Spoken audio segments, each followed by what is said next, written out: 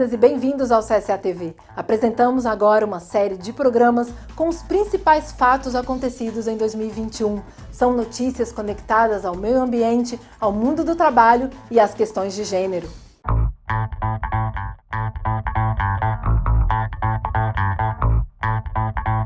O Congresso Nacional da República Dominicana aprovou a adoção da Convenção 156 da Organização Internacional do Trabalho, OIT, sobre igualdade de tratamento dos trabalhadores remunerados com responsabilidades familiares. O Comitê Intersindical de Mulheres Trabalhadoras, a Confederação Sindical Autônoma Classista, a Confederação Nacional de Unidade Sindical e a Confederação Nacional dos Trabalhadores Dominicanos saudaram a decisão do Congresso Nacional e convocaram o presidente da República, Luiz Abinader, a promulgar a lei. Também solicitaram ao ministro do Trabalho a homologação da convenção perante a OIT o mais rápido possível, como uma forma de fechar as lacunas de discriminação e desigualdade nas políticas de atenção. A Convenção 196 da OIT, adotada em Genebra, na Suíça, em 23 de junho de 1981, visa garantir a igualdade de oportunidades e tratamento para trabalhadores e trabalhadoras com responsabilidades familiares, melhorando sua condição por meio de medidas que atendam às suas necessidades particulares. O mês anterior. E os secretários da CSA Cícero Pereira, de Educação e Formação Sindical, e Bárbara Figueroa, de Desenvolvimento Sustentável, visitaram as filiadas do Panamá para apresentar o plano estratégico para as centrais panamenhas. Essa semana, a CSA também realizou diálogos com as centrais do México, Honduras e Guatemala. 25 países, como a Guatemala, Panamá, Honduras e República Dominicana, têm a capacidade de eliminar a malária nos próximos 5 anos, conforme anunciou a Organização Mundial da Saúde. A OMS também anunciou que outros 11 países erradicaram a doença em 2020.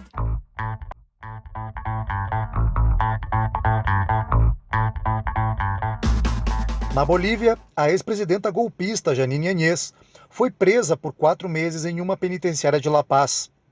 Ela foi encontrada escondida dentro de uma cama-box na madrugada de sábado, 13 de março, no departamento amazônico de Beni. Ela e outros 2 ex-ministros foram presos acusados pelos crimes de sedição, terrorismo e conspiração na crise de 2019. A juíza criminal Regina Santa Cruz determinou a prisão preventiva da ex-presidenta no Centro de Orientação Feminina de Obrajes. A audiência, de mais de 9 horas, foi realizada de forma virtual e Jeanine Áñez e seus ex-ministros participaram conectados através dos seus celulares desde a entrada nas celas da Força Especial da Luta contra o Crime de La Paz. Na semana passada, jornais britânicos denunciaram a possível ingerência e apoio do governo do Reino Unido no golpe ocorrido na Bolívia. O país andino possui a maior reserva de lítio do mundo. A embaixada britânica, por sua vez, negou as acusações. Os sistemas de saúde latino-americanos são altamente fragmentados e mantêm lacunas significativas de cobertura entre aqueles que possuem cobertura previdenciária e o resto da população, disse a Organização Internacional do Trabalho, OIT, em um relatório apresentado esta semana. Segundo Pablo Casali, um dos autores do relatório, especialista em proteção social do escritório da OIT para os países andinos, isso é agravado pela falta de investimentos e problemas de execução dos recursos, que geram significativos gastos para garantir o acesso a serviços de saúde ou a medicamentos. Os sistemas de saúde da região também carecem de recursos humanos e valorização aos profissionais. O relatório mencionou o Brasil como o caso mais relevante em termos de ausência de cobertura previdenciária, e a Costa Rica é o caso melhor sucedido na coordenação de um sistema de saúde com cobertura universal homogênea. A OIT acrescentou que países como Uruguai e Colômbia já haviam avançado antes da pandemia em reformas importantes para eliminar as lacunas da cobertura entre os afiliados da Previdência Social e o restante da população. No caso de Peru, Bolívia, Equador e México anunciaram reformas no mesmo sentido, mas a agência considerou que o avanço não é tão relevante como no caso anterior. O relatório mencionou que no Chile, as reformas tendem a consolidar a lacuna entre os seguros contributivos e não contributivos. Na Argentina foi determinada a cobertura para toda a população, mas as mudanças levaram a um maior grau de divergência e o sistema hoje apresenta graves problemas de equidade. O surgimento da pandemia de Covid-19 fez os países repensarem a prioridade que os sistemas de saúde tinham dentro de cada país, disse Casali.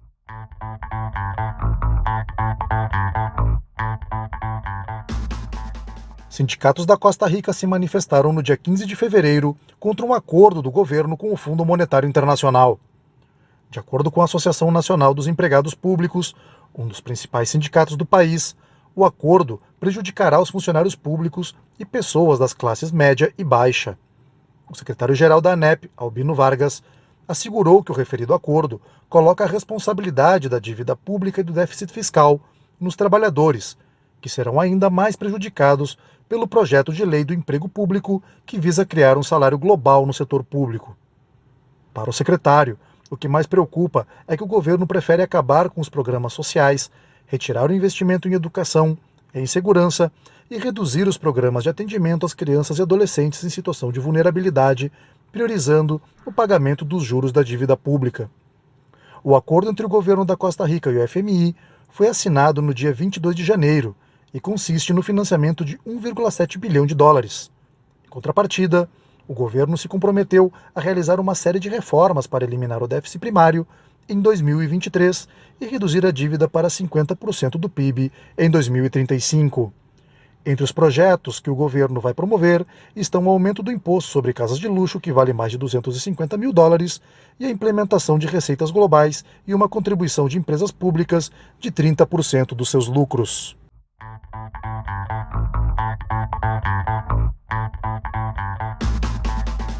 A CSA expressou em comunicado ao presidente da Colômbia, Iván Duque, a sua preocupação pelas ameaças sofridas pelos trabalhadores Romer Henrique Dias, Rony José Atencia, Javier Antônio Vega, Rigoberto Vega, José Andrés Claros e dirigentes sindicais da organização Sintra Brinks.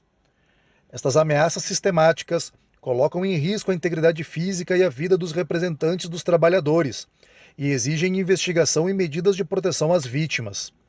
Ao mesmo tempo, a CSA reafirma o seu compromisso com a paz e com a garantia da atuação das organizações sindicais para a defesa da promoção dos direitos dos trabalhadores. No comunicado enviado ao presidente colombiano, a CSA expressou que a gravidade da situação, também reconhecida pela OIT, exigem o monitoramento de organismos internacionais, como a Comissão Interamericana de Direitos Humanos e de agências das Nações Unidas na sua dimensão civil, política, social e econômica. Pessoas deslocadas pelas mudanças climáticas em países vulneráveis atingirão milhões de pessoas até o ano de 2050. Especialistas afirmaram que as tempestades, secas e a insegurança alimentar, somadas ao atual modelo econômico de desenvolvimento, têm alto grau de impacto no aumento do número dos chamados refugiados ambientais. A todos esses fatores se soma a crise da pandemia. De acordo com os dados do Alto Comissariado das Nações Unidas para os Refugiados, o impacto da mudança climática é maior para os mais vulneráveis, por várias razões.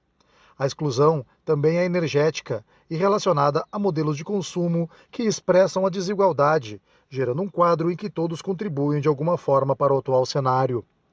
Conforme apurou o relatório do painel intergovernamental sobre mudanças climáticas, o IPCC, as áreas mais afetadas por secas, furacões ou inundações são também as que mais sofrem com a insegurança alimentar, como na África, no Sudeste Asiático ou no Oriente Médio. As mudanças climáticas também afetaram o fator habitacional. Os locais com pouca resistência a enchentes ou ondas de calor são os mais afetados e geralmente habitados por populações vulneráveis. Se o impacto das mudanças climáticas não for reduzido, de acordo com as projeções, o número de migrantes climáticos pode se multiplicar drasticamente até o ano de 2050. Segundo a CEPAL, o ano de 2020 foi marcado pelo retrocesso de 12 anos nos índices de pobreza e de 20 anos nos de extrema pobreza na América Latina. O aumento da pobreza está ligado à pandemia de Covid-19 por afetar os trabalhadores informais. Isso se somou à ocupação de mulheres em tarefas de cuidados, impactando tanto em aspectos laborais como nos de convivência doméstica, de acordo com o relatório Panorama Social da América Latina 2020. Segundo a CEPAL, o investimento em políticas sociais e a criação de políticas de renda básica fazem parte do catálogo de medidas possíveis para mitigar os efeitos da crise econômica, social e sanitária que assola os países da América Latina. A Fundação para a Democracia Internacional divulgou a sua denúncia sobre a prática de trabalho escravo na construção dos estádios para a Copa do Mundo de 2022, que será realizada no Catar. Eles garantem, na última atualização do seu relatório Por Trás da Paixão, que mais de 6.500 trabalhadores já morreram nos canteiros de obras, uma média de 12 vidas por semana desde 2010. Por isso, a entidade exige a intervenção do presidente da FIFA, Gianni Infantino, e pediu às associações de futebol em todo o mundo para tomar medidas sobre o assunto.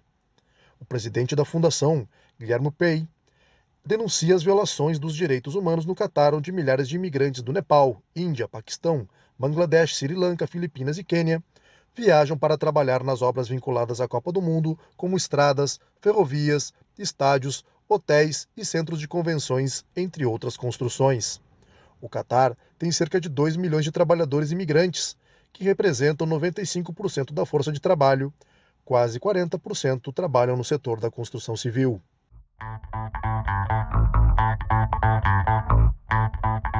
O secretariado da CSA realizou uma missão à Costa Rica esta semana. Jordânia Urenha, secretária de Políticas Sociais da CSA, e Cícero Pereira, secretário de Educação e Formação, visitaram a Confederação de Trabalhadores Renovaram a CTRN, a Central Social Juanito Mora, CSJMP, e a Central do Movimento dos Trabalhadores da Costa Rica, a CMTC.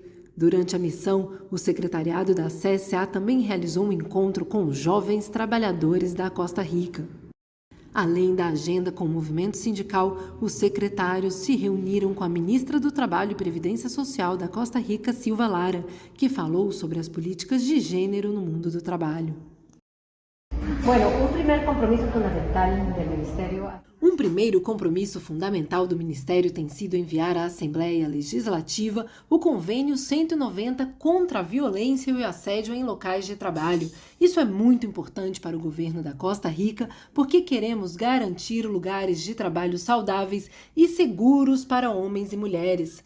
Temos a vantagem também de ter um grupo de mulheres parlamentares em nossa Assembleia que há vários meses já começaram a trabalhar na iniciativa de um projeto de lei para construir uma legislação adaptada ao nosso contexto para atender às mulheres que sofrem assédio nos lugares de trabalho.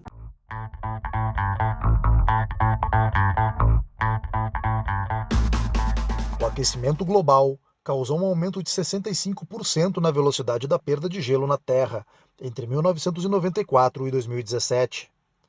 A taxa de perda anual foi de 800 milhões de toneladas na década de 90 para 1,3 bilhão em 2017.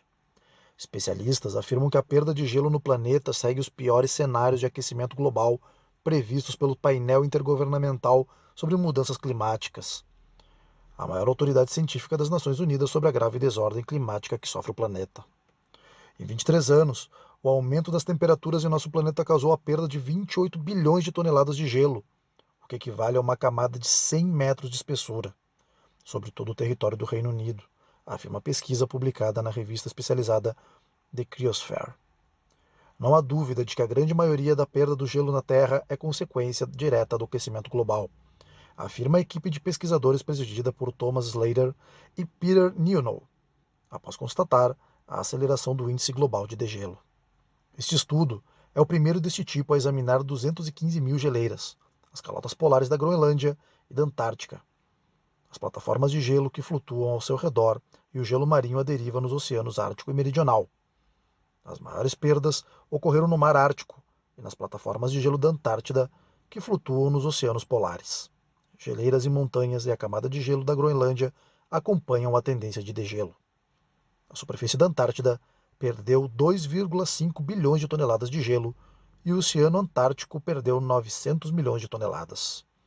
Um pouco mais da metade do degelo, 58%, ocorreu no hemisfério norte e o restante ocorreu no hemisfério sul. Por meio das suas redes sociais, a ONU Mulheres destacou a importância de que os países da região ratifiquem a Convenção 190 da OIT, pois é a hora de dizer basta à violência e ao assédio no mundo do trabalho. Dos 6 países que ratificaram a Convenção sobre a Violência e Assédio, 2 são do Mercosul. O Parlamento do Mercosul esteve presente na aprovação da Convenção 190 na Conferência do Centenário da OIT, e em junho de 2020, o Uruguai foi o primeiro país do mundo a ratificá-la, seguido da Argentina e de outros países da América do Sul, como o Equador. Maria Noel Baeza, diretora regional da ONU Mulheres, explicou que a Convenção 190 não apenas promove espaços seguros no trabalho, mas também reconhece que a violência doméstica afeta a participação das mulheres no mundo do trabalho. Vinícius Pinheiro, diretor da OIT para a América Latina e Caribe, indicou que a violência e o assédio são inaceitáveis em qualquer lugar e a qualquer momento. E agora, devemos estar mais alertas do que nunca, pois o risco da violência é maior em tempos de crise. O diálogo com os governos e os parlamentos é fundamental para garantir a ratificação da 190 nos demais países da região.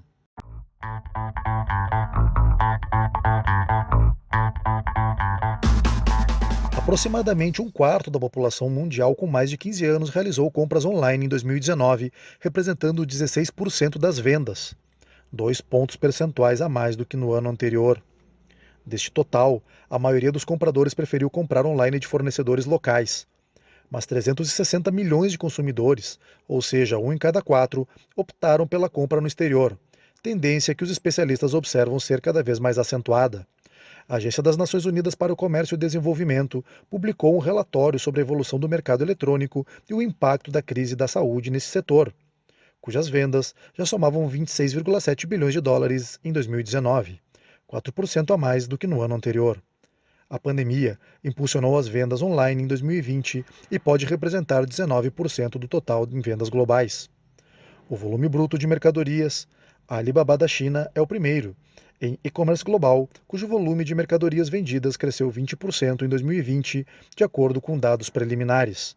Em seguida vem a Amazon, que registrou um aumento de 38%, e as chinesas JD.com, Pinduoduo e a canadense Shopify.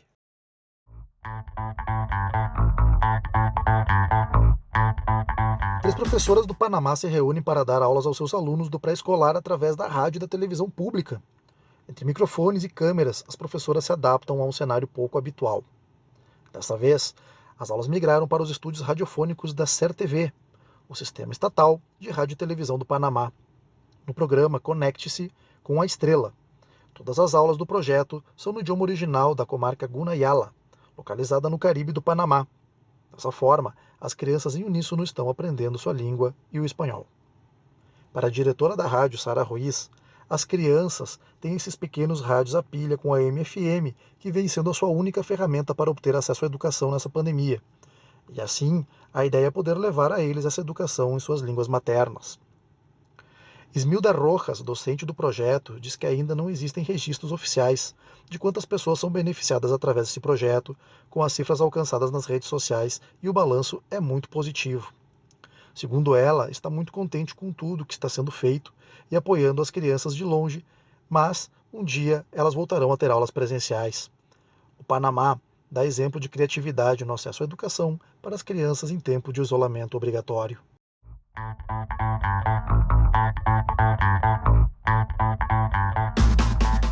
Esta tartaruga de Galápagos foi chamada de Fernanda e tem entre 70 e 80 anos de idade. É uma espécie de tartaruga que parecia estar extinta há mais de 100 anos e que poderia ter parentes na ilha Fernandina, a base ocidental do arquipélago de Galápagos. O descobrimento foi confirmado pelo diretor do Parque Nacional de Galápagos, Dani Ruedas. Logo após anos de investigação, foi confirmado que este ser pertence a uma espécie declarada extinta desde 1906.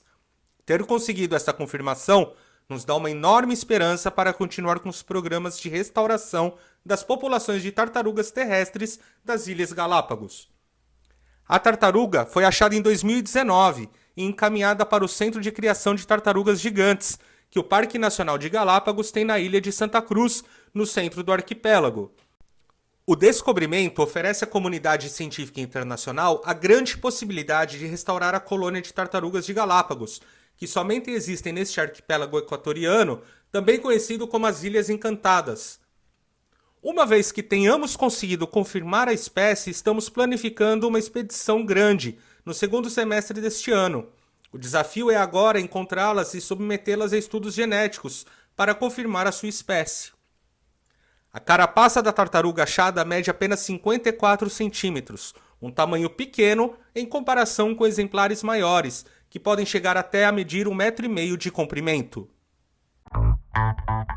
E eu sou Carol Coelho, desde a sede continental da CSA em Montevidéu, no Uruguai. Muito obrigada por nos acompanhar e seguimos com as próximas séries dos nossos programas de retrospectiva 2021.